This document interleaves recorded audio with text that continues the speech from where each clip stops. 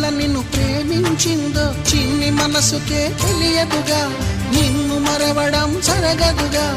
ఎందువల్ల నువ్వు కాదన్నావో ఎదురు ప్రశ్నలే వేయనుగా, ఎదురు చూపులే ఆపనుగా. ఏనాటికో ఒకనాటికి నీ ప్రేమ సాధిస్తా. నిన్ను చూడాలని ఉన్నా, నిన్ను చూడాలి